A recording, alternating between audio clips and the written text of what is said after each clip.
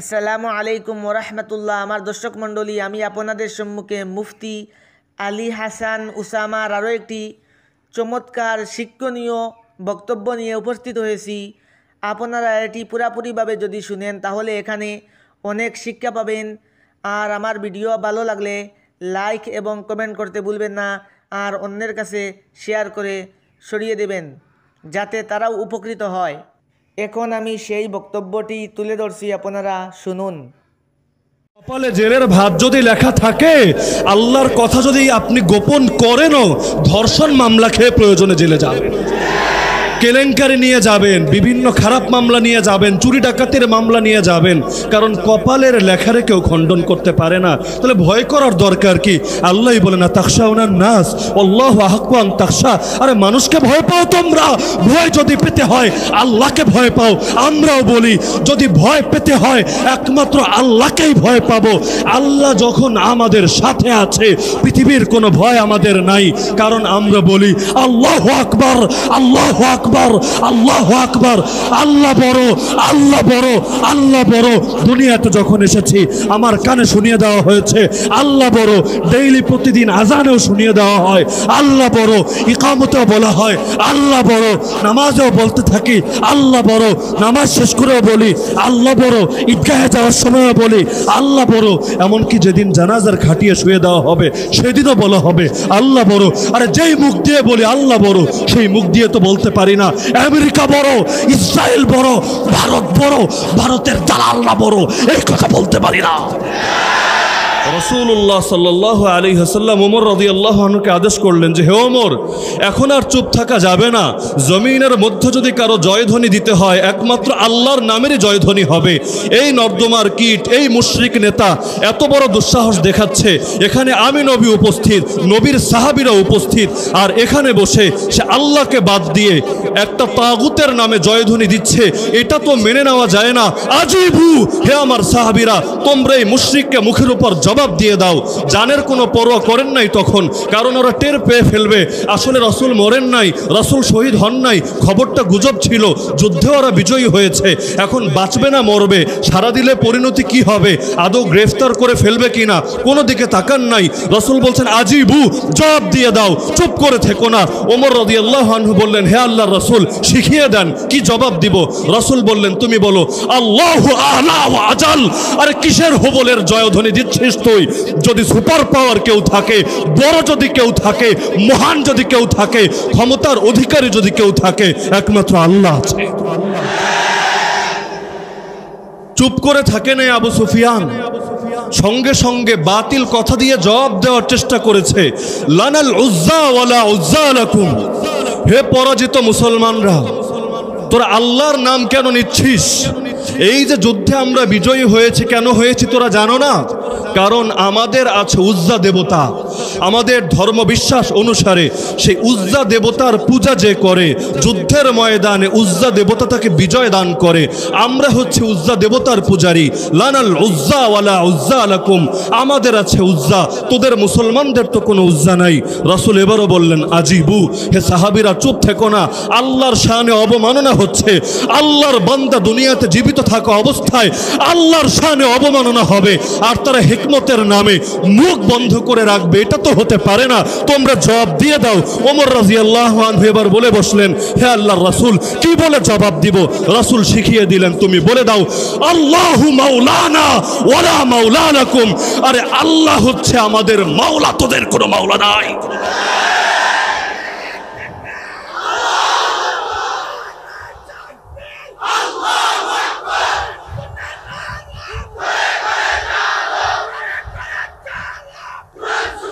রাসূলুল্লাহ সাল্লাল্লাহু আলাইহি ওয়াসাল্লামের জীবনী থেকে আমরা এই আদর্শই দেখতে পাই, জয়ী হোক আর পরাজিত হোক, অবস্থা ভালো থাকুক আর মৃত্যুর মুখে দাঁড়িয়ে থাকুক, যদি আল্লাহর শানে অবমাননা হয়, যদি রাসূলের শানে অবমাননা হয়, যদি দ্বীনের শানে অবমাননা হয়, আর একজন মুসলমানও যদি দুনিয়াতে বেঁচে থাকে সে মুখ বন্ধ করে রাখতে পারে না, সে দুনিয়ার তাগুতের বুকের সামনে দাঁড়িয়ে চিৎকার করে আল্লাহর নামে, রাসূলের নামে তার দ্বীনের জয়গান গাইতে থাকে।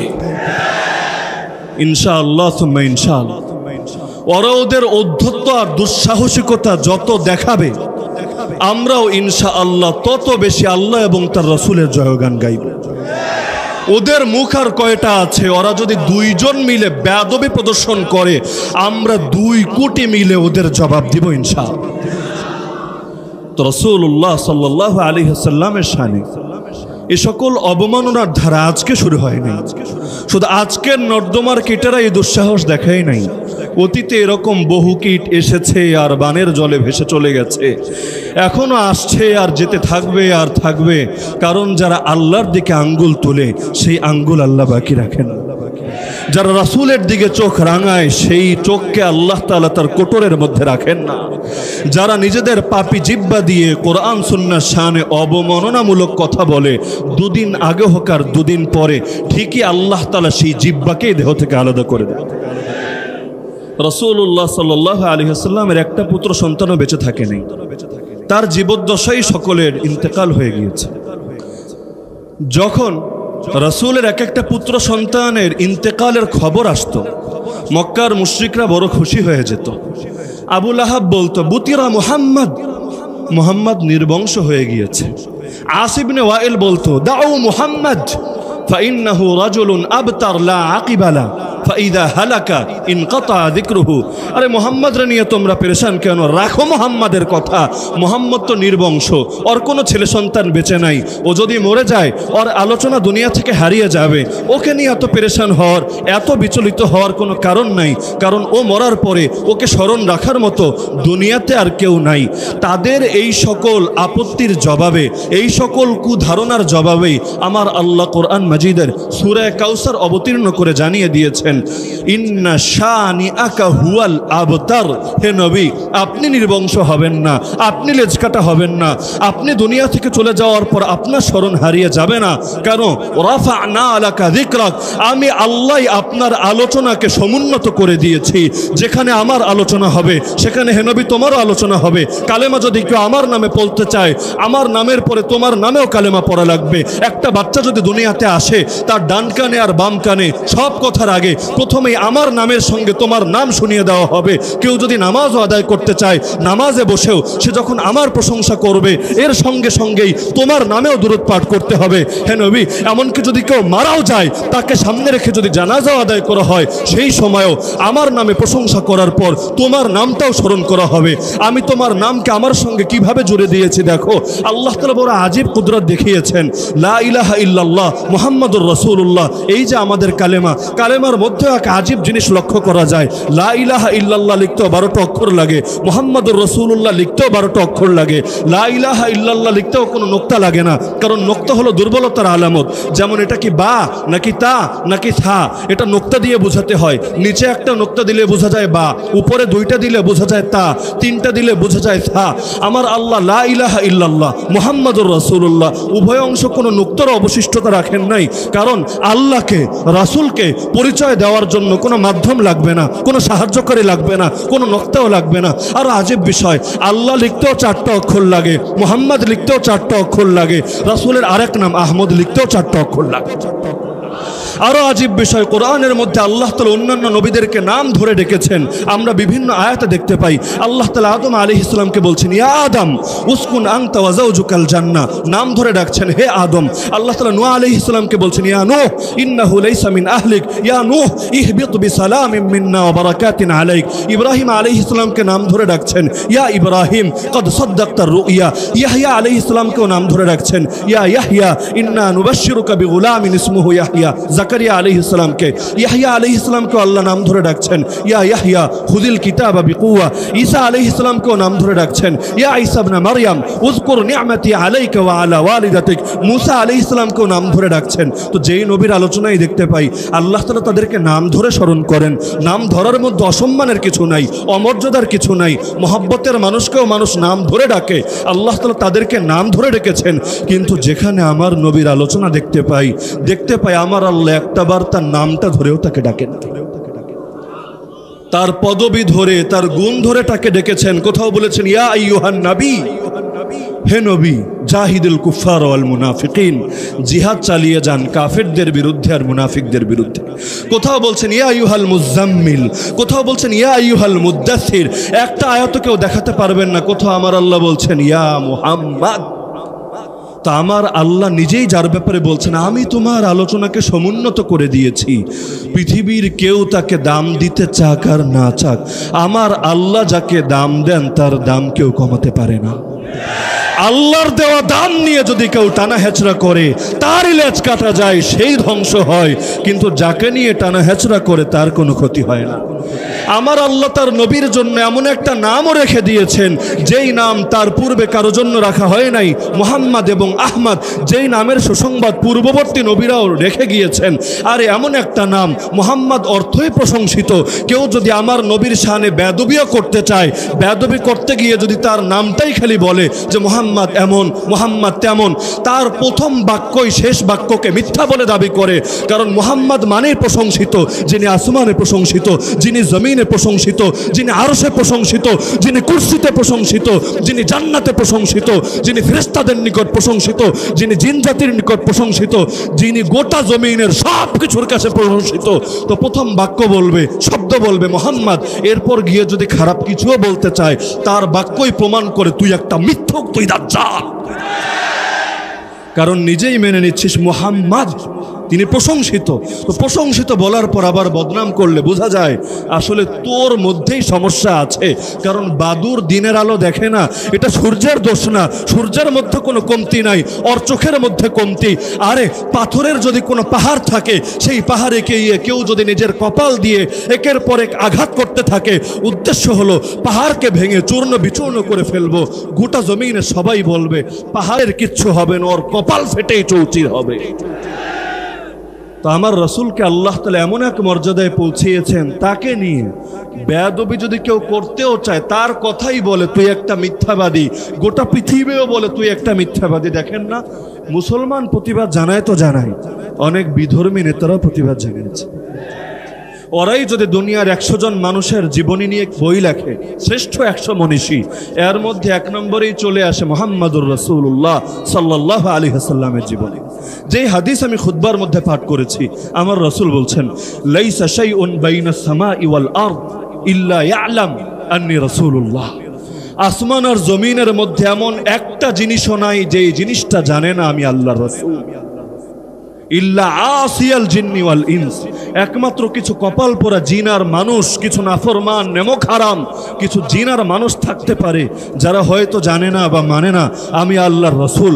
কিন্তু এই জিন আর মানুষ বাদে এমন একটা জিনিসও নাই যেটা জানে না আমি আল্লাহর রাসূল। রাসূলের জীবনীতে আর অনেক ঘটনা পাওয়া যায়। রাসূলুল্লাহ সাল্লাল্লাহু আলাইহি ওয়াসাল্লাম বলেন ওয়াল্লাহি ইন্নী লা আ'লাম হাজারা কানা ইউসাল্লিমু আলাইয়া ক্বাবলা আন উবআথা। আল্লাহর কসম, সেই পাথরটাকে আমি এখনো চিনি। আমি নবী হওয়ার আগেই যখন রাস্তা দিয়ে চলতাম সেই পাথরের মুখ থেকে আমাকে সালাম বেদিত। রাসূলুল্লাহ সাল্লাল্লাহু আলাইহি ওয়াসাল্লাম প্রথম অবস্থায় মদিনার মসজিদে একটা খেজুরের ডালে ভর করে খুতবা দিতেন। যখন মিম্বার বানানো হলো রাসূল সেটার উপর ভর দিলেন না, মসজিদের এক কোনায় নিয়ে রাখা হলো। জুমার দিন সবাই আসলে মসজিদে নামাজ আদায় করবে, সব সাহাবী নিজেদের কানে শুনতে পেল 10 মাসের একটা গর্ভবতী উট তার গর্ভের তার এই প্রসব বেদনায় যেই পরিমাণ আর্তনাদ করে, যেই পরিমাণ কান্নাকাটি করে, সেই খেজুরের গাছের ডাল থেকে এরকম আর্তনাদ ভেসে আসছে। রাসূলুল্লাহ সাল্লাল্লাহু আলাইহি ওয়াসাল্লামের কানেও যখন আওয়াজ আসলো, নিজে গিয়ে সেটাকে ধরে কোলে তুলে নিলেন। সঙ্গে সঙ্গে আওয়াজ বন্ধ হয়ে গেল। রাসূল বললেন লাউলাম আহতাজিনহু লাহান্না ইলা ইয়াউমিল কিয়ামা। আরে আমি নবী যদি এটাকে কোলে তুলে না নিতাম কিয়ামত পর্যন্ত শুধু কাঁদতেই থাকতো। রাসূলুল্লাহ সাল্লাল্লাহু আলাইহি ওয়াসাল্লাম কোরবানির দিন পশু জবাই করবেন, নিজে হাজির হয়েছেন, হাতের মধ্যে ছুরি, সামনে 5টা উট বাঁধা। সাহাবী বলেন মনে হচ্ছিল 5টা উটের 5টা উট রশি ছিঁড়ে কার আগে কে রাসূলের সামনে গিয়ে জবাই হবে। তার হাতে জবাই হবে, অন্য কিছু না, জবাই হবে। এজন্য পশুর মধ্যে প্রতিযোগিতা, কার আগে কে রাসূলের সামনে গিয়ে হাজির হবে। রাসূল তার গলায় আঘাত করবেন, নহর করবেন, রাসূলের হাতে সে কোরবান হবে। এর চাইতে বড় সৌভাগ্যের বিষয় কি হয়? আম্মা জান আয়েশা রাদিয়াল্লাহু আনহা বলেন, মিশরের নারীরা নবী ইউসুফ আলাইহিস সালামকে দেখে তো নিজেদের হাত কেটে ফেলেছিল, আরে তারা মুহাম্মদুর রাসূলুল্লাহ সাল্লাল্লাহু আলাইহি ওয়াসাল্লামকে যদি একটাবার দেখতো, নিজেদের হাত না নিজেদের কলিজা কেটে ফেলতো। এক সাহাবী বলেন, পূর্ণিমার রাতে গেলাম, নবী আকাশের নিচে বসা, আমি গিয়ে অবাক হয়ে গেলাম, দ্বিধান্বিত হয়ে গেলাম। একবার তাকাই আকাশের চাঁদের দিকে, একবার তাকাই নবীর চেহারার দিকে, আবার তাকাই আকাশের চাঁদের দিকে, আবার তাকাই নবীর চেহারার দিকে। আমি বুঝে উঠতে পারছিলাম না, ওহে আসমানের চাঁদ, তুমি বেশি সুন্দর না আমার নবীর চেহারা বেশি সুন্দর? আয়েশা রাদিয়াল্লাহু আনহা বলেন, লানা শামসুন ওয়ালিল আফাকি শামসুন ওয়া শামসি আফদালু মিন শামসিস সামা, আশ-শামসু তাতলু বা'দাল ফজর ওয়া শামসি তাতলু বা'দাল ইশা। আরে আকাশের একটা সূর্য আছে, আমারও একটা সূর্য আছে। আরে আমার সূর্য আকাশের সূর্যের চাইতে দামি। আকাশের সূর্য ওঠে ফজরের পর, আমার সূর্য ওঠে ইশার পর। তো রাসূলুল্লাহ সাল্লাল্লাহু আলাইহি ওয়াসাল্লামের সঙ্গে যারাই টক্কর দিয়েছে, তাদের পরিণতি কি হয়েছে? যারা ইতিহাসের ব্যাপারে ন্যূনতম ধারণা রাখে, সবারই জানা আছে। সেই আবু জাহাল কত উত্তক্ত করেছিল রাসূলুল্লাহ সাল্লাল্লাহু আলাইহি ওয়াসাল্লামকে, চ্যালেঞ্জ ছুড়ে দিয়েছিল, ইয়া মুহাম্মদ মা তাস্তাতিউ আনতা ওয়া রাব্বুকা ফিয়া শাইআ। হে মুহাম্মদ শোন, তুই আর তোর রব দুইজনে মিলে আমার একটা চুলো ছিটতে পারবি না। দুনিয়ার ক্ষমতাধররা ক্ষমতার মোহে অন্ধ হয়ে গিয়ে ভাবে এখন সবই তো আমাদের, রাষ্ট্র ক্ষমতা আমাদের, প্রশাসনিক ক্ষমতা আমাদের, বাহিনী আমাদের, টাকা পয়সা আমাদের। আর মুসলমানরা তো অসহায়, মুসলমানদের না খেলাফত আছে, না রাষ্ট্র ক্ষমতা আছে, না বাহিনী আছে, না কিচ্ছু আছে। অধিকাংশ মুসলমান এখন ইমানও বিক্রি করে মুনাফিকে পরিণত হয়েছে। অধিকাংশ মুসলমান সিংহের জাতি থেকে শিয়ালের জাতিতে পরিণত হয়েছে। ওরা ভেবেছে আরে গালিগালাজ করি না, সমস্যা কোথায়, আমাদেরকে কেউ কিচ্ছু করতে পারবে না। ঠিক আবু জাহেলের মতো বাক্য, হে মুহাম্মদ তুই আর তোর রব মিলে আমার কিচ্ছুই করতে পারবি না। এমনকি বদর যুদ্ধের দিন সে গর্বের সঙ্গে তার সব বাহিনীর সদস্যদেরকে বলেছিল, আরে শোনো তোমরা, লা ইউবাদুল্লাহু বা'দা হাযাল ইয়াউমি আবাদা, আজকের দিনের পর এই জমিন আর আল্লাহর ইবাদত হবে না। আসমান দেখেছে আর জমিন দেখেছে, ইবাদত কি আল্লাহর হয়েছে না আবু জাহাল তাগুতের হয়েছে? সেই বদরের পর কি আল্লাহ টিকে আছে না আবু জাহাল টিকে আছে? গোটা দুনিয়া দেখেছে। তো চ্যালেঞ্জ অতীতে অনেক ছুড়েছে, এখনো অনেক ছুটছে, ভাবছে জবাব দেওয়ার তো কেউ নাই। কিন্তু তারা জানে না নবীর ব্যাপারটা সম্পূর্ণ আলাদা, যাকে আল্লাহ নিজেই বলেছেন। এই মাগরিবের পর হাফিজ সাহেব এখানে আয়াতটা তেলাওয়াত করলেন, ইন্না কাফাইনাকাল মুস্তাহজিইন। হে নবী, যারা তোমার সঙ্গে ঠাট্টা করে, তোমাকে নিয়ে বিদ্রুপ করে, তোমার দিকে আঙ্গুল তোলে, হে নবী তাদের জন্য আমি আল্লাহ নিজেই যথেষ্ট। যে আঙ্গুল তোমার দিকে উঠানো হবে, আমি আল্লাহ সে আঙ্গুলকে ভেঙে দেব। যে চোখ তোমার দিকে দৃষ্টিকে রাঙাবে, আমি আল্লাহ সেই চোখকে উপড়ে ফেলবো। যে জিহ্বা তোমার শানে গুস্তাখি করবে, আমি আল্লাহ সেই জিহ্বাকে ছেড়ে ফেলবো। যেই মাথা তোমার বিরুদ্ধে ঔদ্ধত্য প্রদর্শন করবে, আমি আল্লাহ চিরকালের জন্য সেই মাথাকে অবনত করে দেব। আরে দুনিয়ার সাধারণ এই জাতীয় লোকদের কথা রাখেন, রাসূলুল্লাহ সাল্লাল্লাহু আলাইহি ওয়াসাল্লামের সময় দুনিয়ার সুপার পাওয়ার পরাশক্তি ছিল দুইটা, একটা হলো রোম আর একটা হলো পারস্য। রোমকে আপনারা এখন ইউরোপ হিসেবে চিনতে পারেন, পারস্যকে ইরান হিসেবে চিনতে পারেন। রোমের অধীনে ছিল খ্রিস্টানরা, আহলে কিতাবরা। পারস্যের অধীনে ছিল অগ্নি পূজকরা, মুশরিকরা। সেই সময় ইরানের অধীনেই ইরাক হোক, আফগানিস্তান হোক, আশপাশের সব এলাকা তাদের অধীনেই ছিল। দুইটা সুপার পাওয়ার। আবু জাহাল এগুলো তো ছোট টাইপের নেতা, গোত্রীয় নেতা। কিন্তু রাসূলের সঙ্গে শুধু আবু জাহেলের মতো ছোট নেতারাই টক্কর লাগে নাই, সেই সুপার পাওয়াররাই টক্কর লেগেছে। আজকালও দেখেন না বড় বড় সুপার পাওয়ার রাষ্ট্রীয়ভাবে রাসূলের বিরুদ্ধে অবস্থান নেয়, কখনো ডেনমার্ক, কখনো ফ্রান্স, আর সর্বশেষ এই মালাউন ভারত।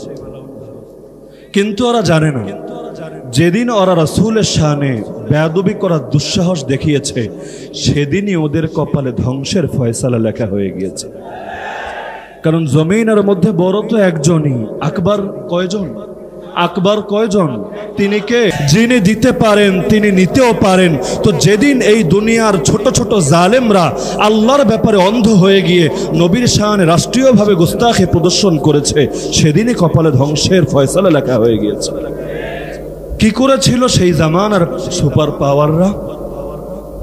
সিরাতের কিতাবে পাওয়া যায় রাসূলুল্লাহ সাল্লাল্লাহু আলাইহি ওয়াসাল্লাম হিজরতের পরে ব্যাপকভাবে বিভিন্ন দেশের রাজা বাদশাকে চিঠি লিখে লিখে কারো নিকট দূত বার্তাবাহক পাঠিয়ে তাদেরকে হকের দিকে দাওয়াত দিলেন।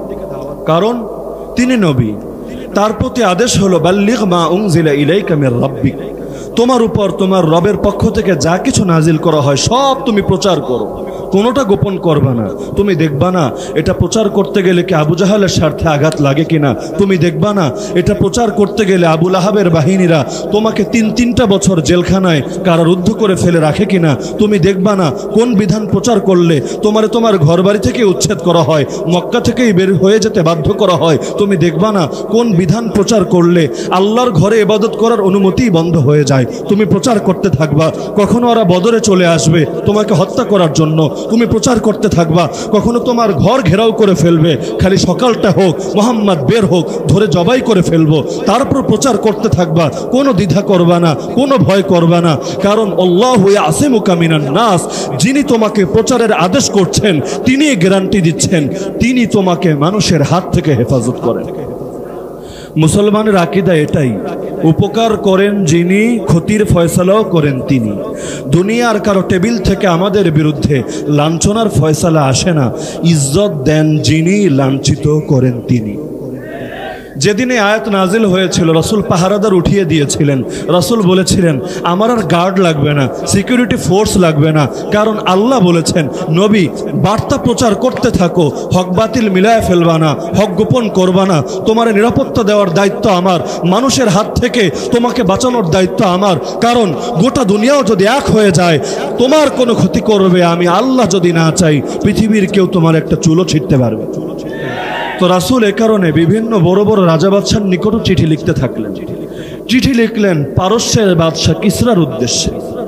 চিঠির ভাষ্য সিরাতের কিতাবে বর্ণিত আছে, বিসমিল্লাহির রহমানির রহিম, মিন মুহাম্মাদিন রাসূলিল্লাহ ইলা কিসরা আযীম ফারিস, সালামুন আলা মান ইত্তাবাআল হুদা ওয়া আমানা বিল্লাহি ওয়া রাসূলিহি ওয়া শাহিদা আল্লা ইলাহা ইল্লাল্লাহ وحده لا شريك له وأن محمدا عبده ورسوله أدعوك بدعاء الله فإني أنا رسول الله إلى الناس كافة لأنذر من كان حيا ويحق القول على الكافرين فإن تسلم تسلم وإن أبيت فإن إثم المجوس عليك। চিঠির ভাষ্য হলো, শুরু করছে আল্লাহর নামে যিনি অতি দয়ালু পরম করুণাময়। এই চিঠি আল্লাহর রাসূল মুহাম্মাদের পক্ষ থেকে পারস্যের বাদশাহ কিসরার উদ্দেশ্যে। পর সমাচার হলো, তুমি শোনো যে আমি আল্লাহর দাওয়াতটাই তোমার নিকট পৌঁছে দিচ্ছি। আমি তোমাকে আগে শুরুতে বলে নিচ্ছি তোমার উপর কোনো শান্তির দোয়া করছি না, সালাম বর্ষিত হোক, শান্তি বর্ষিত হোক একমাত্র তাদের উপর যারা হেদায়েতের অনুসারী, যারা ঈমান রাখে আল্লাহর উপর আর শেষ দিবসের উপর, যারা সাক্ষ্য দেয় আল্লাহ একক অদ্বিতীয়, একমাত্র মুহাম্মদুর রাসূলুল্লাহ সাল্লাল্লাহু আলাইহি ওয়াসাল্লাম তিনিই সর্বশেষ রাসূল, যারা একমাত্র এই সাক্ষ্য দেয় তাদের জন্য শান্তির বার্তা, কাফের মুশরিকদের জন্য কোনো শান্তির বার্তা আমি দিচ্ছি না। এরপর শোনো হে কিসরা, আমি তোমাকে আল্লাহর দাওয়াতটা পৌঁছে দিচ্ছি, আমি প্রকৃতপক্ষে আল্লাহর রাসূল, আল্লাহ আমাকে আদেশ করেছেন যারা জীবিত আছে তাদেরকে যেন আমি সতর্ক করে দেই যাতে করে কাফেরদের উপর প্রমাণ প্রতিষ্ঠা হয়ে যায়। সুতরাং হে বাদশাহ, যদি ইসলাম গ্রহণ করো নিরাপত্তা পেয়ে যাবা, আর যদি অস্বীকার করো সব অগ্নিপূজকের পাপ একা বহন করবা। কারণ শাসক হওয়া সহজ, দায়িত্ব পালন করা বড় কঠিন। তুমি শাসক হবা আর তোমার শাসন ক্ষমতায় থেকে সবাই গোমরাহিতে লিপ্ত থাকবে, অটোমেটিক এর দায় তোমার কাঁধে চলে আসবে। আজকালও যারা নিজেদেরকে মুসলমানদের শাসক বলে পরিচয় দেয় আর তারা মনে করে আল্লাহর ইজ্জত যায় যাক, রাসূলের ইজ্জত যায় যাক, এটা আমাদের বিষয় না। আমাদের কাজ শুধু ধর্মীয় সম্প্রীতি রক্ষা করা। আমাদের কাজ খালি মুসলমান আর হিন্দু আর খ্রিস্টান আর বৌদ্ধ আর নাস্তিক আর আস্তিক সবার মধ্যে পেয়ার আর মহব্বত জাগ্রত রাখা। কারো ইজ্জত বাঁচানো আমাদের দায়িত্ব না। যার যা মনে চায় করুক গিয়ে। কেউ কোরআন অবমাননা করবে করুক, ব্লগের মধ্যে নবীরে গালি দিবে দেখ, এগুলো নিয়ে আমরা কোনো মাথা ঘামাবো না। তাদের কোনো অধিকার নাই শাসন ক্ষমতা পরিচালনা করা। তো রাসূল ক্লিয়ার ভাবে বলে দিচ্ছেন, যদি ইসলাম গ্রহণ করো নিরাপত্তা পাবা, আর যদি ইসলাম গ্রহণ না করো হে সুপার পাওয়ার বাদশাহ সবার পাপ একা বহন করবে। এই চিঠি রাসূল এক সাহাবীর দ্বারা পৌঁছে দিলেন সেই বাদশার নিকট। সিরাতের কিতাব ইখতিলাফ বর্ণিত হয়েছে, সাহাবী নিজেই নিয়ে গিয়েছেন নাকি বাদশার কোনো প্রতিনিধির নিকট পৌঁছে দিয়েছেন, সে গিয়ে বাদশাকে পড়ে শুনিয়েছে। যেভাবেই হোক, যখন সেই সুপার পাওয়ার বাদশাহ খসরু পারভেজ কিসরার সামনে এই চিঠি পাঠ করা হলো, আর মেজাজ গরম হয়ে গেল, টেম্পারেচার পুরাই হট। আরে আরবের কোন জায়গার কোন বেদুইন আমারে নসিহত দেয়। আচ্ছা নসিহত দিবে ভালো কথা, প্রথমে চিঠির শুরুতে নিজের নাম লেখে, এরপর আমার নাম লেখে। ওর সাহসটা কত বড়! নাম লেখা নিয়ে রাজনীতি সারা দুনিয়ায় চলে। আল্লাহ হেফাজত করুক। কার নাম উপরে, কার নাম নিচে, কাড্ডা ডাইনে, কাড্ডা বামে, এগুলো নিয়ে কত রাজনীতি যে হয়ে যায়। আল্লাহ হেফাজত করুক।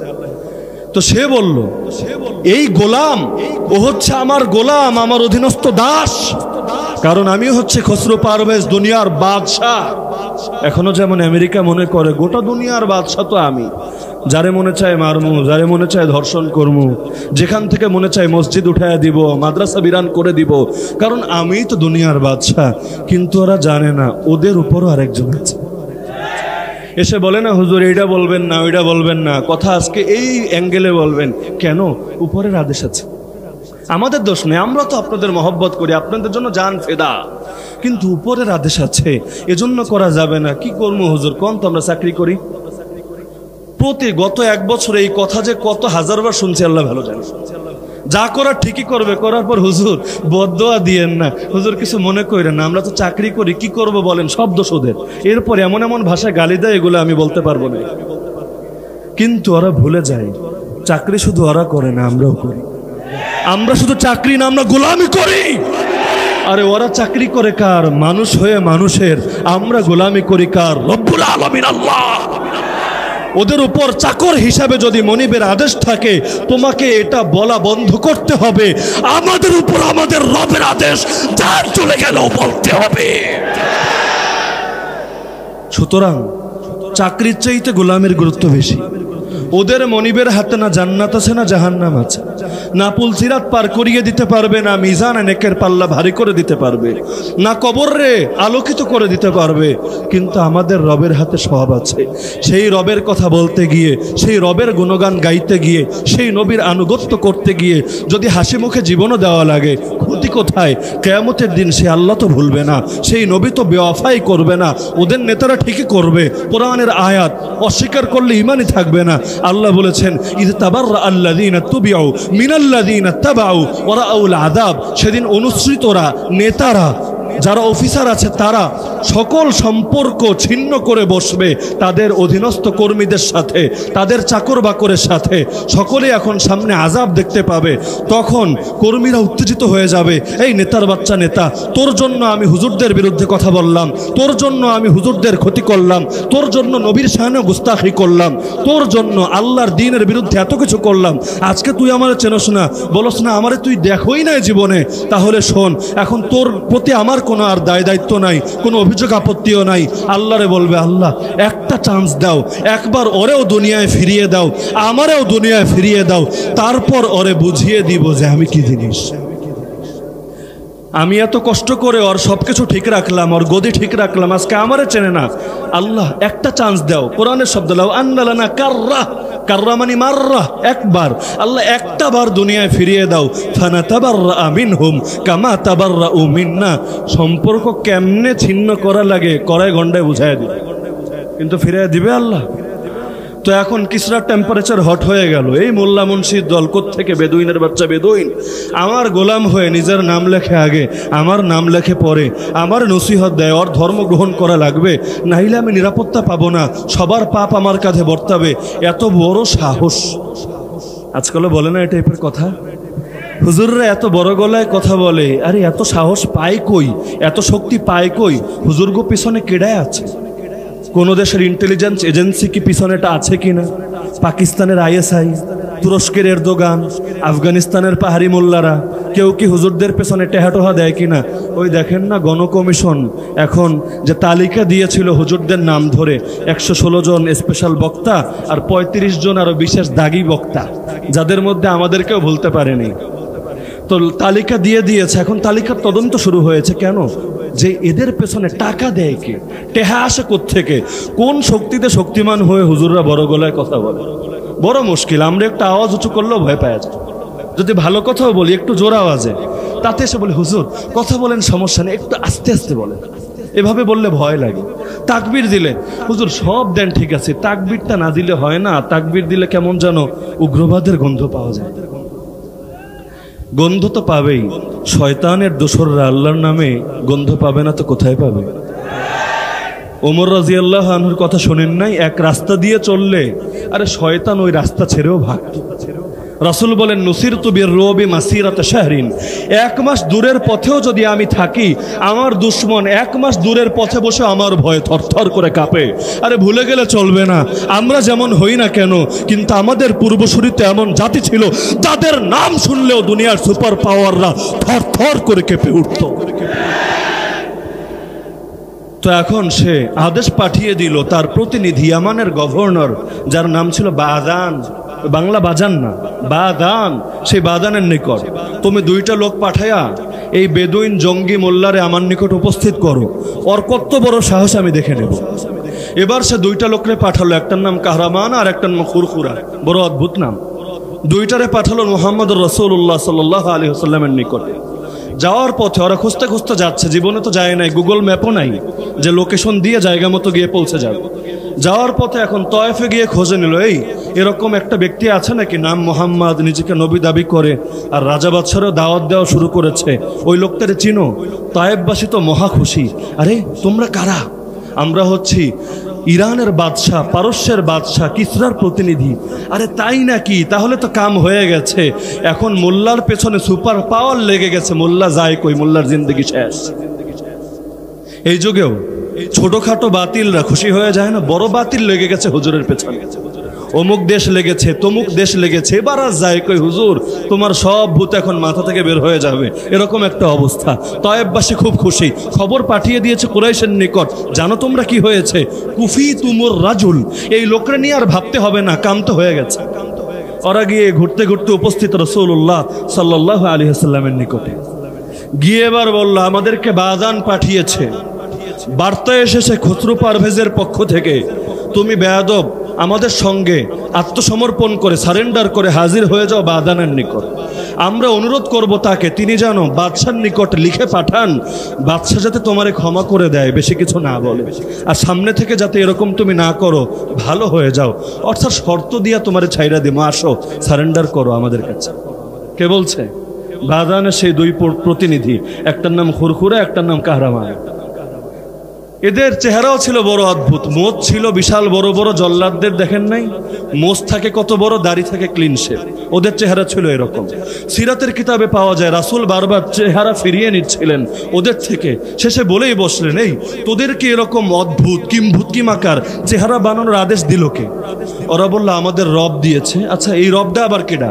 আমাদের রব হলো পারস্যের বাদশাহ, তিনি আদেশ দিয়েছেন মোচ রাখতে হবে জল্লাদের মতো, আর দাড়ি ফালায় দিতে হবে ক্লিন শেভ করে, এতে আমাদেরকে স্মার্ট দেখা যাবে। রাসূল বলেন, ওয়ালাকিন্না রাব্বি আমারানি, কিন্তু আমার রবও আমাকে একটা আদেশ করেছেন, কিন্তু এটা না, আমার রব বলেছেন মোচ ছোট রাখতে হবে আর দাড়িকে বড় করতে হবে, ছেড়ে দিতে হবে। আচ্ছা তাহলে শোনো, যেহেতু এসেছো আমাকে গ্রেফতার করতে, তাহলে একটা দিন পরে আসো, আমি চিন্তা ফিকির করে জানাবো আমি কি সারেন্ডার করব, আত্মসমর্পণ করব, নাকি আমি ফাইটে যাব, কি করব, একদিন পরে জানাবো। তোমরা যাও, ঘরে যাও, গিয়ে বিশ্রাম করো, কথা হবে আগামীকাল। আল্লাহ তাআলা ওহী পাঠিয়ে দিলেন আসমান থেকে, হে নবী, চিন্তার কোনো কারণ নাই, আমি আল্লাহই ব্যবস্থা করে দিয়েছি। অমুক দিন, অমুক সময়ে, অমুক টাইমে এই খসরু পারভেজের ছেলে, যার নাম ছিল শেরওয়াই, নিজেই নিজের বাপের কল্লা কেটে আলাদা করে দিয়েছে। কেন? নবীর বদদোয়া ছিল। কোথায় ছিল, কেন ছিল? এই মাঝখানে একটা বেয়াদবি করেছিল এই খসরু পারভেজ। যখন এই চিঠি তার দরবারে পাঠ করা হয়েছিল, এই বেয়াদবের বাচ্চা বেয়াদব চিঠি ছিঁড়ে ফেলেছে। যে এত বড় সাহস, নিজের নাম লেখে, আগে আমার নাম লেখে, পরে আমাকে নসিহত দেয়, ছিঁড়ে ফেলো চিঠি। নবীর কানে যখন এই সংবাদ পৌঁছেছিল, নবী খালি একটা বাক্য বলেছিলেন, মাজ্জাকাল্লাহু মুলকা, আরে আল্লাহ, যে আমার চিঠি ছিঁড়েছে, তুমি তার রাজ্যকেই ছিঁড়ে টুকরো বিটুকরো করে দাও। ও আমার চিঠি ছিঁড়েছে, তুমি ওর চিঠি ছিঁড়বা না, ওর রাজ্যরেই ছিঁড়ে শেষ করে দাও। নবীর দোয়া কি কবুল হবে না ফিরিয়ে দেওয়া হবে? আল্লাহ তাআলা কবুল করলেন। কিন্তু তখন তো আর দুনিয়াতে ইন্টারনেট নাই, ফেসবুকে আপডেট আসে না, খবর তো আর ওরা জানে না। পরের দিন হাজিরা, এই বেদুইন, কি খবর, যাবা নাকি আমাদের সাথে? কই যাবো? কিসরার নিকট। আরে কোন কিসরা? ওরে তো আর ছেলে জবাই করে ফেলেছে। এবার তারা বলছে, আর এর চাইতে ছোট অপরাধ করেছিল, এজন্যই গ্রেফতারের ফয়সালা চলে এসেছে। এবার এত বড় কথা বললা আমাদের বাদশাহের শানে, তোমার এই গুনারে ক্ষমা করা হবে না, তোমার পরিণতি কিন্তু খুব খারাপ হবে। কিসরাকে জানো, তোমারে তো মারবে মারবে, মুখাররিবুন কাওমাকা ওয়া বিলাদা, তোমার জাতিরেও মারবে, তোমার দেশরেও পুড়িয়ে ছারখার করে দিবে। আমেরিকা হুমকি দেয় না, মাঝে মধ্যে হুমকি দেয় না? এই কয়দিনের মধ্যে তোমাদের দেশে মাটির সাথে মিশিয়ে দিব, তোমারে ধরে এনে আমার সামনে হাজির করব। কয়দিন যায়, মাস যায়, বছর যায়, 19 বছর পরে বলে ছাইরা দেমা কান্দে পাচ্ছে। কোন রকম একটু কাপড়টা নিয়ে দেশ থেকে বাইর হইতে দে, লজ্জাস্থান খুইলা গেলে তো মান সম্মান থাকবে না, একটু চুক্তি মুক্তি কইরা সম্মানের সাথে আমাদেরকে বের হয়ে আসবে। তো এখন তারা বলছে যে পরিণতি ভালো হবে না। রাসূল বলছে, আরে যা, ভাগ এখান থেকে, বাদানের কাছে যা, যে তোদেরকে পাঠিয়েছে, গিয়ে আমার পক্ষ থেকে একটা কথা বলে দে, কিসরাও চিনি না, কায়সারও চিনি না, চিনি শুধু আল্লাহকে। আমি আল্লাহর নবী, আমি সুস্পষ্ট ঘোষণা দিয়ে দিলাম, আমার রাজত্ব কিসরার কায়সারের পুরো দেশকে দখল করে নিবে। সায়াবলুগু মুলকি মা বালাগা মুলকু কিসরা, কিসরার রাজত্ব আর কত বড়, শীঘ্রই আমার রাজত্ব পুরোটাকে পরিব্যাপ্ত করে ফেলবে। শুধু তাই না, ওয়াসায়ান্তাহি ইলাল খুফি ওয়াল হাফির, পৃথিবীর যেই প্রান্ত পর্যন্ত ঘোড়ার পা বা উটের পা যায়, এমন একটা ইঞ্চি জায়গা আমার আল্লাহ বাকি রাখবেন না যেখানে আমার আল্লাহ ইসলাম কায়েম করবেন। অন্য হাদিসেও যেটা রাসূল জানিয়েছিলেন যে আমার আল্লাহ শহর বা গ্রামের এমন একটা ঘরও রাখবেন না, লা ইয়াতরুকুল্লাহু বাইতা মাদারিন ওয়ালা ওয়াবার ইল্লা আদখালাহুল্লাহু কালিমাতাল ইসলাম বিইজ্জি আজিজিন আও বিযুল্লি যালিল। শহর বা গ্রামের একটা ঘরও এমন রাখবেন না যেই ঘরে আমার আল্লাহ ইসলাম প্রবেশ করবেন না। সম্মানী ব্যক্তির সম্মান রেখে লাঞ্ছিত ব্যক্তিকে লাঞ্ছিত করে যারা ইসলাম গ্রহণ করবে, ইসলামের সামনে আনুগত্য বরণ করবে, ওদের সম্মান রেখে, আর যারা বুড়া আঙ্গুল দেখাবে ওদের ঘাড় মটকে দিয়ে। কার ঘোষণা? রাসূলুল্লাহ সাল্লাল্লাহু আলাইহি ওয়াসাল্লামের। তিনি নিজের থেকে কথা বলেন না। সূরা নাজম আয়াত 3 এবং 4, ওমা ইয়ানতিকু আনিল হাওয়া ইন হুয়া ইল্লা ওয়াহয়ু ইউহা। তিনি নিজের মন গড়া কথা বলেন না, যা বলেন সব আল্লাহর পক্ষ থেকে নাজিল করা ওহী। এমনকি নবী আরেকটা ভবিষ্যৎবাণী করে দিলেন, সেই জামানায় একটা আল কাসরুল আবিয়াদ ছিল, বাংলা করলে হবে সাদা প্রাসাদ, ইংলিশে বললে হোয়াইট হাউস। এই যুগে শুধু হোয়াইট হাউস না, ওই যুগে একটা হোয়াইট হাউস ছিল যেখানে সেই সুপার পাওয়ার বাদশা থাকতো। রাসূল বলেন, শীঘ্রই আমার উম্মত সেই হোয়াইট হাউসকেও দখল করবে, হোয়াইট হাউসের ছাদের মধ্যেও কালেমার পতাকা উড়বে। শুধু তাই না, রাসূল বলেন, লাতুনফাকান্না কুনুযুহু ফি সাবিলিল্লাহ, ওখানে যত ধন সম্পদ আছে সব গনিমত বানিয়ে আল্লাহর পথে দান করে দেওয়া হবে। শুধু তাই না, সুরাকা বিন মালিক 100 উটের লোভে রাসূল মক্কা থেকে মদিনায় হিজরতের সময় তার পিছু নিয়েছিল, তাকে গ্রেফতার করে মুশরিকদের হাতে তুলে দিবে। সেই সময়ের কথা যখন সে বুঝে ফেললো রাসূলকে কিছু করা সম্ভব না, তখন রাসূল তাকে একটা কথা বলেছিলেন, সুরাকা, কেমন লাগবে তোমার যখন তোমার হাতে সেই বাদশার কঙ্কন পরানো হবে? সে তো অবাক, আমি একটা সাধারণ বেদুইন, দুনিয়ার সুপার পাওয়ার বাদশার হাতের বালা হাতের চুড়ি আমাকে পরানো হবে। কিন্তু ওমর রাদিয়াল্লাহু আনহুর জামানায় ঠিকই সেই হোয়াইট হাউস দখল হয়ে গেল, গনিমত ভাগ হলো, আর তার অংশটার মধ্যে সেই চুরিটা চলে আসলো। ওমর রাদিয়াল্লাহু আনহু নিজে ডেকে এনে সুরাকার হাতে চুরি পরিয়ে দিলেন, এরপর আল্লাহর পথে দান করে দিলেন। সুরাকা বলেন, সেদিন আমি নিজের কান্না সামনে রাখতে পারছিলাম না।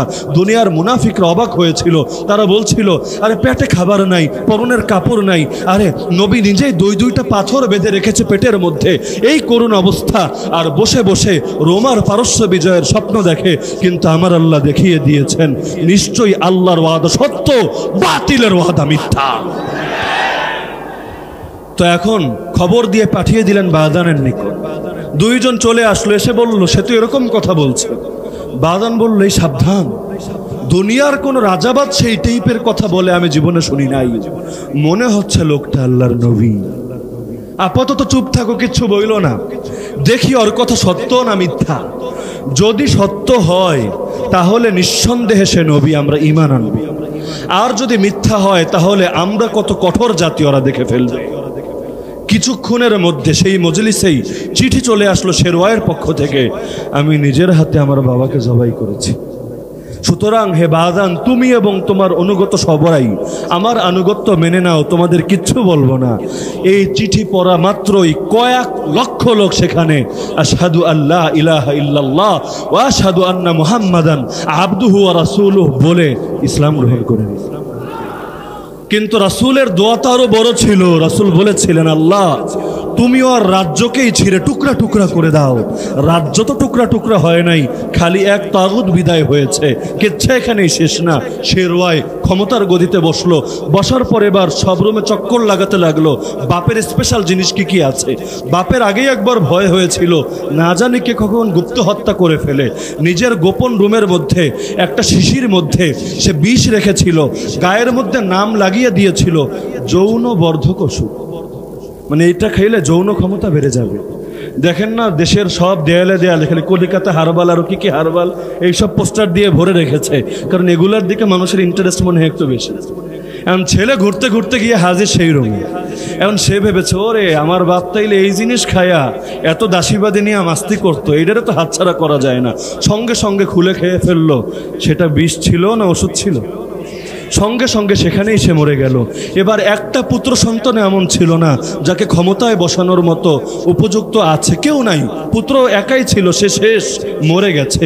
এবার বসাবে কারে? একটা মহিলাকে এবার ক্ষমতায় বসালো।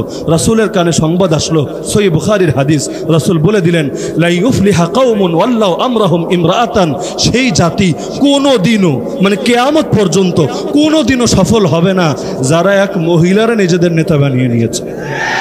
এর কয়েকদিন পরে সেই মহিলাও হারিয়ে গেল, ইরানও হারিয়ে গেল, এমন ভাঙা ভাঙলো পৃথিবীর ইতিহাস থেকেই সেই সুপার পাওয়ারের নাম নিশানাও মিটে গেল। তো আবু জাহাল তো ছোট্ট কথা, আর নূপুর শর্মা আর বেশর্মা, এই সমস্ত বেশর্মাদের তো আর পরের কথা। কিসরার মতো সুপার পাওয়ারই নবীর সঙ্গে টক্কর দিয়ে টিকতে পারে না। ওই যে শুরুতে বলেছিলাম, পাথরের পাহাড়ের সঙ্গে কপাল ঠুকলে পাহাড়ের কিচ্ছু হয় না, কপালই ভাঙে।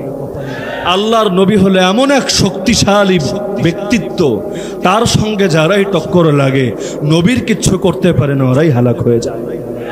আল্লাহ রাসূল সাল্লাল্লাহু আলাইহি ওয়াসাল্লাম সারা জীবন নিজের হাতে মাত্র একটা লোককে হত্যা করেছিল, যার নাম ছিল উবাই ইবনে খালাফ। বাকিদেরকে সাহাবীরা মেরেছে, কাউকে আসমানের ফেরেশতা এসে মেরেছে, কিন্তু রাসূল নিজের হাতে এক জালেমকে মেরেছেন, যার নাম উবাই ইবনে খালাফ। এই উবাই ইবনে খালাফ রাসূল যখন মক্কায় ছিলেন অনেক নির্যাতন করত তার উপর। এমনকি সে বলতো, হে মুহাম্মদ, আমি একটা ঘোড়া পালি, সেই ঘোড়ারে কয়েক মন করে দানা খাওয়াই ডেইলি, এই ঘোড়ার উপর চড়ে আমি তোরে হত্যা করব। রাসূল যখন এই সংবাদ শুনলেন, রাসূল বলেন, লা বাল আনা আকতুলুহু ইনশাআল্লাহ, না বরং আমি নবী তাকে হত্যা করব। এই কথা বললেন কেমনে? মক্কার যুগ তো, মক্কার যুগ না অনেকের পছন্দের যুগ। বলে আমরা মক্কি যুগের মুসলমান, মানে এই যুগে খালি মিষ্টি খামো আর ঝামেলা টামেলা নাই, চুপচাপ বৈশা বৈশা কাটায় নিব, কোনো ঝামেলায় যাওয়া লাগবে না, কারণ শরীয়তের বেশিরভাগ বিধানই এসেছে মদিনায়। তো আমরা মক্কি যুগের মুসলমান। মক্কি যুগের রাসূল বলছেন, না, ও ঘোড়ায় চড়ে আমারে মারবে না, আমি নিজে মারবো ইনশাআল্লাহ। উহুদ যুদ্ধের কথা, উবাই ইবনে খালাফ ময়দানে হাজির, পুরো শরীর লোহার পোশাক পরে রেখেছে, মাথায়ও লোহায় শিরস্ত্রাণ। সে ময়দানে এসে খুঁজছে, এই মোহাম্মদ কই রে? আজকে তোরে পাইছে, আজকে তোরে ছাড়বো না, মুসলমানরাও পরাজিত, আমি যে বলেছিলাম তোরে হত্যা করবো, আজকে আমার ওয়াদা পূরণ করবো। এক সাহাবী বলছে, রাসূল ভাবসাব তো ভালো মনে হচ্ছে না, অনুমতি দেন, ওরে সাইজ করে দেই, ওরে দেখিয়ে দেই মুসলমান কি জিনিস। রাসূল বললেন, না না, আমি বলেছি না যে আমি হত্যা করব, আসতে দাও ওকে। এবার উবাই ইবনে খালাফ পুরো মাথা থেকে পা লোহার পোশাক পরা আসছে রাসূলের দিকে, পৃথিবী থেকে মুহাম্মাদের নাম মিটিয়ে দিবে সাল্লাল্লাহু আলাইহি ওয়াসাল্লাম। কিন্তু তারা জানে না, যেই আলো আল্লাহ জ্বালান সেই আলোকেও নিভাতে পারে না। সামনে এগিয়ে আসছে রাসূল। এবার হারিস ইবনে সিম্মা রাদিয়াল্লাহু আনহু থেকে ছোট একটা বর্ষা, বড় না, ছোট একটা বর্ষা নিলেন, নিয়ে বললেন, সরে যাও তোমরা, আমিই দেখছি। রাসূল এবার খুঁজলেন, পুরো গা তো লোহার পোশাক পরেছো, বাতাস ঢোকার জন্য তো একটু হলে জায়গা খালি থাকবে। রাসূল খুঁজতে লাগলেন, তোর খালি জায়গা কোনটা আছে? দেখলেন ওর কণ্ঠনালী বরাবর জায়গাটা খালি আছে। হাদিসের শব্দ তার কুয়া, তার এত লোহার পোশাকের মাঝে কণ্ঠনালী বরাবর জায়গাটা খালি। রাসূল সেখানে আঘাত করলেন, কিন্তু পুরোটাই তো লোহা, একটুখানি কণ্ঠনালী আর কত বড়, অল্প একটু জায়গা খালি, খুব সামান্য আঘাত লাগলো, আঁচড়ের মতো। চলতে ফিরতে অনেক সময় গায়ে আঁচড় লাগে না, হালকা আঁচড়, কিন্তু সেই জালেম ঘোড়ার পিঠ থেকে পড়ে গেল। ওর মুশরিক সঙ্গীরা এসে ধরে টরে ওরা নিয়ে যাচ্ছে। হাদিসের শব্দ, ওয়াহুয়া ইয়াখুরু খাওরা থাওর, সারের মতো চেঁচাচ্ছিল এই জালেম। সবাই বলছে, আরে পাগল হয়েছিস নাকি তুই? নেতা? আরে কেমন নেতা, কেমন সেনাপতি? একটু আঁচড় লেগেছে আর সারের মতো চেঁচাচ্ছিস। সে বলছে, আল্লাহর কসম, আরে মুহাম্মদ বলেছিল আমারে হত্যা করবে, ওয়াল্লাহি লাউ বাসাকা মুহাম্মাদুন ফি ওয়াজহি লা কাতালানি, মুহাম্মদ মারা লাগবে না, যদি আজকে শুধু থুতু ছুড়তো আমার দিকে, এতে আমি মরে যেতাম।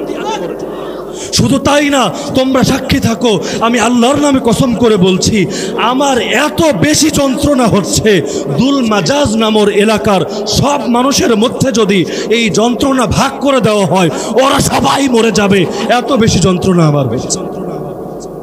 অথচ কিছুক্ষণ আগে সে চিৎকার করে বলছিল, লা নাজাউতু ইন নাজা মুহাম্মদ, মুহাম্মদ বেঁচে থাকলে আমি শেষ, আমার ধ্বংস।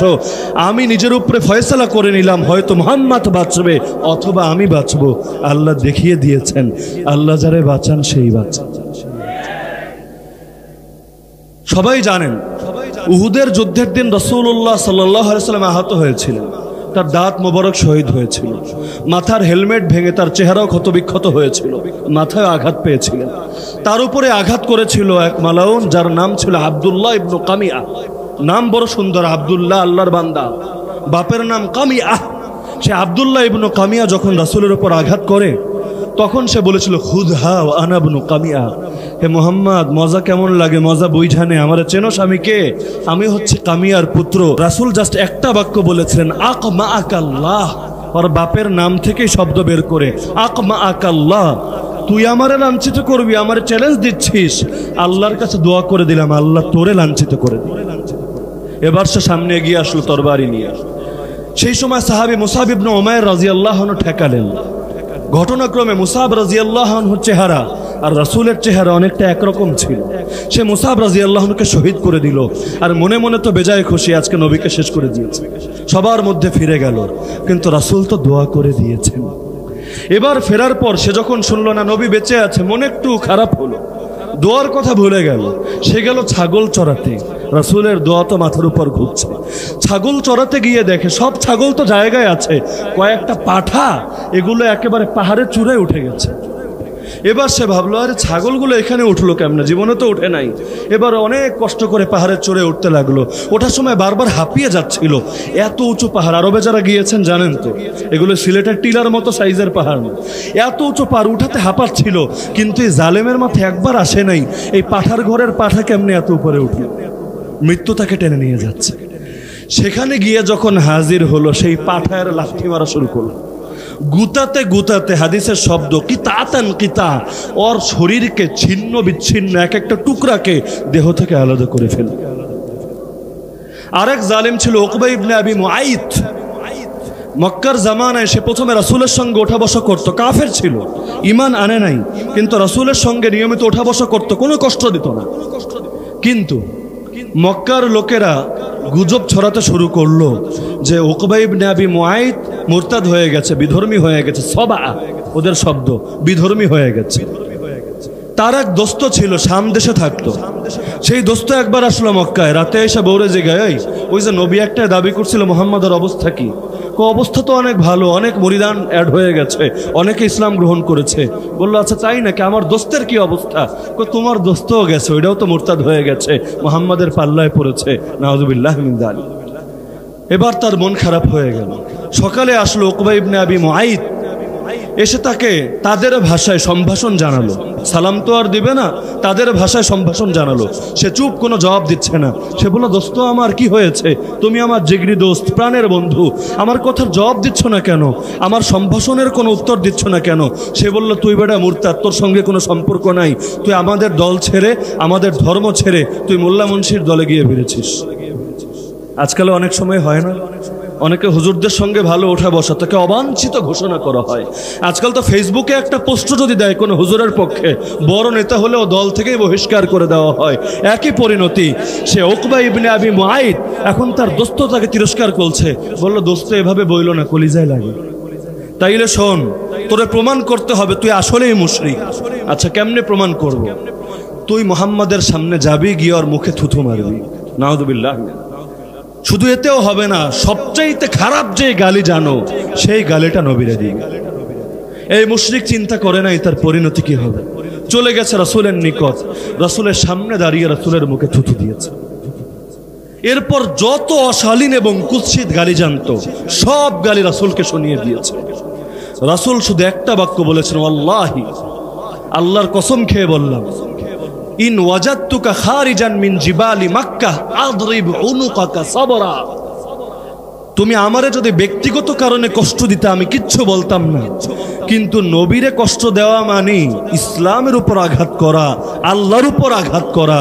নবী ব্যক্তিগত কারণে কখনো রাগ করতেন না, লাম ইয়াগদাব লিনাফসিহি কাত্তু, কিন্তু যখন রিসালাতের উপর আঘাত আসতো, নবুয়তের উপর আঘাত আসতো, দিন নিয়ে কেউ গুস্তাখি করত, নবী তাকে ছাড়তেন না। নবী বললেন, আল্লাহর কসম করে বললাম, এই মক্কার উপত্যকার বাইরে যদি তোরে পাই, উকবা শুনে রাখ, আমি তোরে টার্গেট করে হত্যা করব। কেমনে হত্যা করব? নবীর শব্দ, রহমাতুল লিল আলামিনের শব্দ, যার দয়া দুনিয়ার প্রাণীরাও ভোগ করেছে তার শব্দ, আদরিব উনুকাকা, আমি তোর কল্লাই দেহ থেকে আলাদা করে দিব।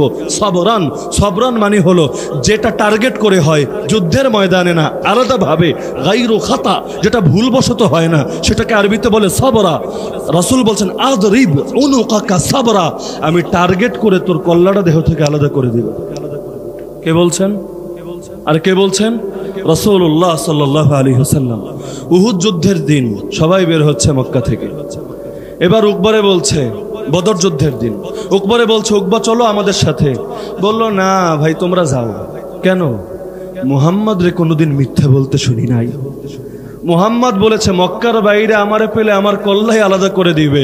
তো যুদ্ধ করা লাগলে মক্কায় বৈশা যদি করা যায় তাহলে আমি করব। আমি ঘরের মুজাহিদ হব, বাইরে আমার যাওয়ার হিম্মত নাই, কারণ মুহাম্মদ আমরা পাইলে সাইজ করে দিব। ওরা বলল, আরে কি বলো তুমি, লাকা জামালুন আহমার, তোমার লাল উট আছে, মানে যেই উটের স্পিড বেশি, যদি দেখো যুদ্ধের অবস্থা খারাপ, লাফ মাইরা যাইরা উটের পিঠে উঠবা আর দৌড় লাগাইয়া ময়দান থেকে ভাগবা, মুহাম্মদ কিচ্ছু করতে পারবে না। আর আজকে তো আমরা যাচ্ছি অপ্রস্তুত অবস্থায়, মুহাম্মাদের কাছে অস্ত্র নাই, কিচ্ছু নাই। আজকে পৃথিবীর এই ভূপৃষ্ঠ থেকে মুহাম্মাদের নাম নিশানাই তো মিটিয়ে ফেলবো, না থাকলে তো মজা পাবা না, চলো না একটু মজা কইরা আসি। মন তো মানে না, আরে কি না জানি হয়ে যায়। তারপরও বের হয়েছে। বদর যুদ্ধে 70 মালাউনরে আল্লাহ তাআলা রাসূল এবং সাহাবীদের হাতে আর ফেরেশতাদের হাতে বিদায় করেছেন, আর 70টা বন্দী হয়েছে। এই বন্দির মধ্যে একটা ছিল উকবা, কিন্তু বন্দী হওয়ার কথা ছিল না। সে তার লাল উট, মানে ধরেন এই যুগের মার্সিডিজ গাড়ি, গাড়িতে চড়ে ঠিকই পালানোর জন্য পথ ধরেছিল, কিন্তু আল্লাহর ফয়সালা ভিন্ন। একদম স্বাভাবিক মাটিতে, যেখানে কোনো পিছলা নাই, বালু নাই, কাদা নাই, কিচ্ছু নাই, ওর উট চিটপটাং হয়ে পড়ে গেল। সাহাবে গিয়ে বলে যে, আজকে তোরে পাইছি, তোরে কি আর ছাড়মু, চল। এবার বেঁধে নিয়ে এসেছে রাসূলের নিকট। এবার তার তো মনে ভয়, রাসূল চ্যালেঞ্জ দিয়েছেন, ওই মুখ থেকে একবার কথা বের হলে সেই কথা বাস্তব হয়েই যায়। রাসূল যেটা বলেছেন সেটা হবেই হবে, পৃথিবীর কেউ চাইলেও হবে, না চাইলেও হবে। যেমন রাসূল বলেছেন, এই গোটা ভারতবর্ষ এক সময় যেমন অখণ্ড ছিল, আবারও একদিন অখণ্ড হবে। তবে সেই অখণ্ড ভারতবর্ষ কোনো রামরাজ্য হবে না, কৃষ্ণ রাজ্য হবে না, হনুমান রাজ্য হবে না। আমার নবী বলেছেন, মনে চাইলেও প্রকাশ করা লাগবে, না চাইলেও করা লাগবে। আপনার ভেতরে ভালো লাগলেও বলা লাগবে, আপনার ভেতরে দাউ দাউ করে আগুন লাগলেও বলা লাগবে। আমার নবী বলে গিয়েছেন, এই গোটা হিন্দুস্তানে ইনশাআল্লাহ একদিন কালেমার পতাকা পথ করে উঠবে।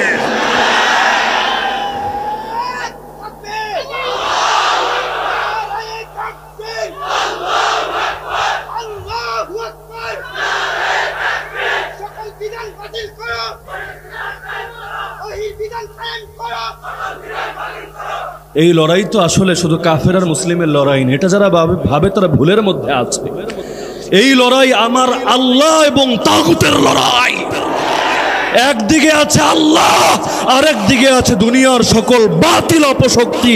কোরআনের পাতায় পাতায় আল্লাহ বলেছেন, ওয়ালা তাহিনু ওয়ালা তাহজানু ওয়া আনতুমুল আ'লাউন ইন কুনতুম মুমিনিন আলা ইন্না হিজবাল্লাহি হুমুল গালিবুন আলা ইন্না হিজবাল্লাহি হুমুল মুফলিহুন নাসরুম মিনাল্লাহ ওয়া ফাতহুন করিব ওয়া বাশশিরিল মুমিনিন। হে মুমিনরা, মনোবল হারাবা না, দুঃখ করবা না, কে মরলো কে বাঁচলো এগুলো দেখে ভয় পাবা না, কারণ আমি আল্লাহ আছি তোমাদের সাথে। এই যুদ্ধে আমার বিজয় সুনিশ্চিত। তোমার পরীক্ষা নিতে পারি, কিন্তু যদি আমার সাথে থাকো তোমার কোনো পরাজয় নাই বান্দা। গোটা দুনিয়াও যদি আল্লাহর বিরুদ্ধে নেমে যায়, রাসূলের বিরুদ্ধে নেমে যায়, গোটা দুনিয়া বরবাদ হতে পারে, কিন্তু সে আল্লাহর কিচ্ছু হবে না। আল্লাহ তার নবীরই সান্ত্বনা দিয়েছে, নবী জানো আমি যে দায়িত্ব নিয়েছি তোমার বিরুদ্ধে যারা নামবে ওদেরকে ল্যাজ কাটা বানাবো। কিভাবে বানাবো জানো? ইয়া আইয়ুহান নবী হাসবুকাল্লাহ ওয়া মান ইত্তাবাআকা মিনাল মুমিনিন ওয়া ইন ইউরিদু আন ইয়াখদাউকা ফাইন্না হাসবাকাল্লাহ হুয়াল্লাযী আইয়াদাকা বিনাসরিহি ওয়া বিল মুমিনিন। হে নবী, শুনে রাখো, তোমার জন্য দুনিয়ার কোনো শক্তি লাগবে না, দুনিয়ার কিচ্ছু লাগবে না, এক আল্লাহ তোমার জন্য যথেষ্ট। তিনি নিজে গায়বী ভাবে হোক অথবা তোমার অনুসারী মুমিনদের দ্বারা হোক, তোমার বিধানকে বিজয়ী করবেনই করবেন। এর মোকাবেলায় যে আসবে সে লাঞ্ছিত হবেই আর হবে। ইতিহাস থেকে যারা শিক্ষা নেয় না, মৃত্যু ছাড়া কোনো জিনিস তাদেরকে আর শিক্ষিত করতে পারে না। তো বলছিলাম, এবার সে বলল যে মোহাম্মদ আমারে মাইরা ফেলবা। 70 জন বন্দী, সবাইরা রাসূল ছেড়ে দিয়েছে, কিন্তু তিনি বন্দী তার হাতে। জিজ্ঞেস করলো, মোহাম্মদ এত বন্দির মধ্যে আমারই মারবা খালি? সবাইরে ছেড়ে দিচ্ছ, আমারও দিয়ে দাও না চাইরা। রাসূল বললেন, আল্লাহর কসম, তুই আমার মুখে থুথু দিয়েছিলি, এ কারণে আমি তোরে ছাড়বো না। শানে রিসালাতে যারা অবমাননা করে, নামুসে রিসালাত নিয়ে যারা গুস্তাখি করে, পৃথিবীর সবাই মাপ পেতে পারে, তাদের কোনো মাফ নাই। তারা কাব বিন আশরাফের নাম ধরে আসুক, আব্দুল্লাহ ইবনে আবিল হুকাইকের নাম ধরে আসুক, আবু আফাকের নাম ধরে আসুক, মহিলা আসমার নাম ধরে আসুক, যেই নাম ধরে আসুক। এমনকি মক্কা বিজয়ের পর পাইকারি ক্ষমা ঘোষণা করেছেন, সবাইরে মাফ করে দিলাম, কোনো দুঃখ রাখলাম না অন্তরে। কিন্তু বলেছেন, যারা আমারে গালি দিতা লিস্ট দিয়ে দিলাম, যদি দেখো কাবার গিলাফ ধরে ঝুরে আছে তারপরও কোনো ক্ষমা নাই, শেষ করে দিবা। এরপর রাসূল তার ওয়াদা পূরণ করলেন, উকবা ইবনে আবি মুআইদকে শেষ করে দিলেন, বাকি সবাইকে ছেড়ে দিলেন। ইমাম মালিক রাহমাতুল্লাহ আলাইহির কথা বলে আলোচনা শেষ করে দিলেন। ইমাম মালিক রাহমাতুল্লাহ আলাইহির যুগের কথা, তখন বাদশা ছিলেন খলিফা হারুনুর রশিদ। সেই সময় এক লোক আল্লাহর নবীরে গালি দিল। বাদশা হারুনুর রশিদ ফতোয়া কি হবে জানার জন্য আলেমদের নিকট দ্বারস্থ হলো। কারণ মুসলমানদের বাদশা যিনি হন, তিনি নিজের বিধান বাস্তবায়িত করেন না, আল্লাহর বিধান বাস্তবায়িত করেন। নিজের জানা থাকলে ভালো, না হলে ওলামায়ে কেরাম থেকে জেনে নেন। মুসলমানদের বাদশাদের নিকট সবচাইতে বেশি কদর থাকে ওলামাদের।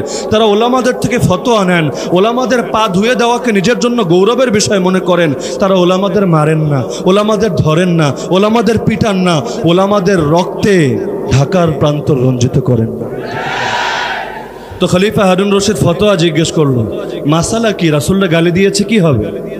সেই মুফতি সাহেব ভয় পেয়েছিল অথবা ইমান বিক্রি করেছিল, যেটাই হোক। সে বলেছে, বেশি কিছু লাগবে না, কয়টা চড়থাপ্পড় দিয়ে ছাইরা দেন, আর বলবেন নিজের জিহ্বারে হেফাজত করো, মুখরে সামলে রাখো, রাসূলের শানে খারাপ কথাবার্তা বলবা না। তো বাদশার খটকা লেগেছে, নবীর ইজ্জত কি এতই হালকা? যার মনে চায় যা বলে ফেলবে। আরে দলের নেতার নিয়ে বললেই মাফ নেই, যতবার সরি বলুক লাভ নাই, জেল লাইগা যা। অনেক সময় গুমি হয়ে যায়, কই যে যায় আর কেউ জানে না। তো দলের নেতার দাম বেশি না নবীর দাম বেশি? তো বাদশারই খটকা লাগলো, হবেটা কি এবার? এত সহজ ফতোয়া তো মনে হচ্ছে না। ফতোয়া জিজ্ঞেস করলেন ইমাম মালিক রহমতুল্লাহ আলাইহির নিকট, হে মহান ইমাম, ইমাম দারিল হিজরা, আপনি কি বলেন নবীরা গালি দিলে ফতোয়া কি হবে? ইমাম মালিক তার ঐতিহাসিক বাণী বলেন, আরে রাখো তোমার ফতোয়ার কথা, প্রথমে শুনে নাও। মা বাকাউল উম্মাহ বাদা শাতমি নাবিয়্যিহা, আরে নবীরা যদি গালিগালাজ করা হয়, নবীর ইজ্জত যদি বাকি না থাকে, এই উম্মাত দুনিয়াতে বেঁচে থাকার দরকার নেই। আমরাও আল্লাহকে সাক্ষী রেখে অঙ্গীকার করতে চাই, আল্লাহ আমাদের জান দিয়ে হলেও, বুকের শেষ রক্তবিন্দু দিয়ে হলেও ইনশাআল্লাহ তোমার নবীর শান এবং মানকে আমরা সমুন্নত রাখবো। এজন্য যদি জান দেওয়া লাগে, আল্লাহ তোমাকে সাক্ষী রেখে বলছি, আমরা জান দিব।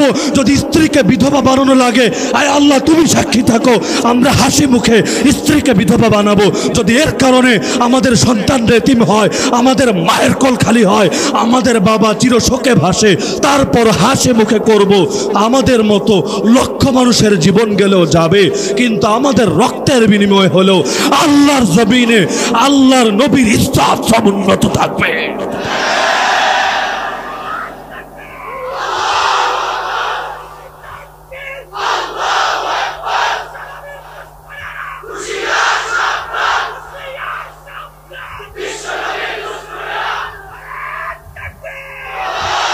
পৃথিবীর সব ব্যাপারে নমনীয় হলে হওয়া যাবে, কিন্তু নবীর ইজ্জতের ব্যাপারে নমনীয় হওয়ার সুযোগ নবী নিজেই রাখেন না।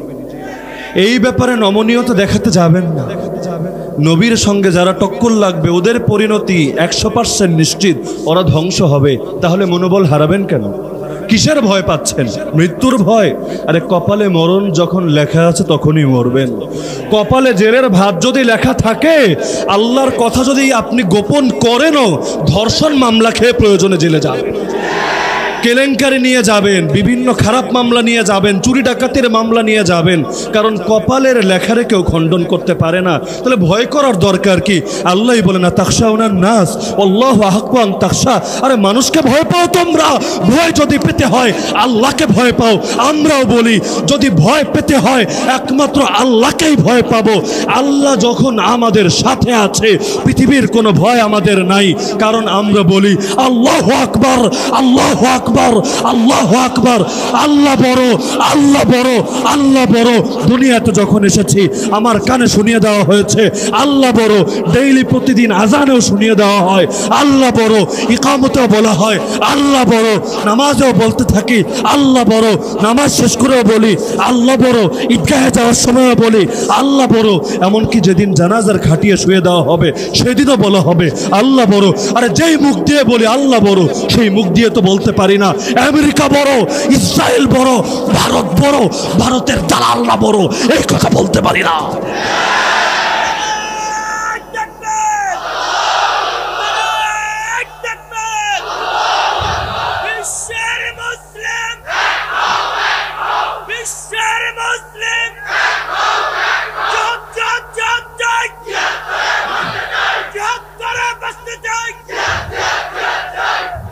সম্বল আমাদের একটাই, সর্বশেষ হাদিস।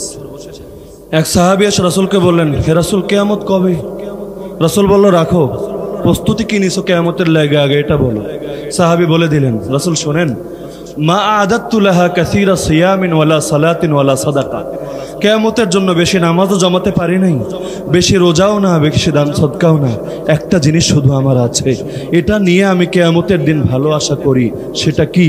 ওয়ালাকিন্নী উহিব্বুল্লাহ ওয়া রাসূলাহ। আমি আল্লাহরে ভালোবাসি আর রাসূলরে ভালোবাসি। আমার বেশি নামাজ নাই, বেশি রোজা নাই, বেশি দান সদকা নাই, কিন্তু মহব্বত আছে, ছোট্ট একটা অন্তর, মহব্বত আছে। এই অন্তরটা আল্লাহর মহব্বতে ভরা, রাসূলের মহব্বতে ভরা।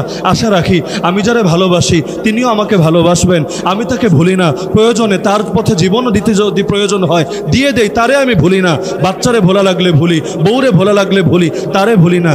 আশা করি রোজ হাসরে তিনিও আমাকে ভুলবেন না। রাসূল বললেন, আনতা আমান আহবাবতা, তুমি যারে মহব্বত করেছো তার সাথেই থাকবা ইনশাআল্লাহ। আমরাও আল্লাহকে বলতে চাই, আল্লাহ আমরা তোমাকে ভালোবাসি, তোমার নবীকে ভালোবাসি, এই ভালোবাসাকে তুমি কবুল করো। আর কোনো পুঁজি নাই, হে আল্লাহ এই ভালোবাসার উসিলায় আয় আল্লাহ জান্নাতে তুমি সেই নবীর সঙ্গী হওয়ার তৌফিক দান করো। এক ইমামকে জিজ্ঞেস করা হয়েছিল, হে ইমাম জান্নাতে যামু, আমার ভিতরে একটা আগ্রহ যাতে জাগে, এমন একটা কারণ বলেন তো যেটা শুনলে লোভ হবে আমি যেন জান্নাতে যেতে পারি। এই যুগে হলে বলতো জান্নাতে হুর থাকবে। ব্যাস লোভ আইসে যাইতো। তিনি জবাব দিলেন, তুমি জান্নাতের ব্যাপারে লোভ করবা কেন জানো? সেখানে নবী মুহাম্মদুর রাসূলুল্লাহ, সবাই বলেন সাল্লাল্লাহু আলাইহি ওয়াসাল্লাম থাকবেন। তিনি বললেন, হে ইমাম, এটাই যথেষ্ট। আল্লাহ তাআলা আমাদের সবাইকে নবীর সাচ্চা আশেক এবং মুহিব হওয়ার তৌফিক দান করুন। কিয়ামতের দিন সেই নবীর শাফাত আমাদের সবাইকে দান করুন। সেই নবীর হাতে হাউজে কাউসারের পানি পান করার তৌফিক দান করুন। কিয়ামতের দিন সেই নবীর সঙ্গী হওয়ার তৌফিক দান করুন। আরশের নিচে তার সঙ্গে আমাদেরকেও একটু ছায়া দান করুন। আল্লাহ তাআলা এই সিরাত মাহফিলকে কবুল করে নিন। এর আয়োজনে যারা যেভাবে খেদমত ব্যয় করেছেন সবাইকে কবুল করে নিন। আল্লাহ তাআলা এলাকাবাসীকেও কবুল করে নিন এবং নবীর ইজ্জত রক্ষার্থে আরও বেশি বেশি নবীর আলোচনা ব্যাপক করার তৌফিক দান করুন। ওয়া আখিরু দাওয়ানা আনিল হামদুলিল্লাহি রাব্বিল আলামিন।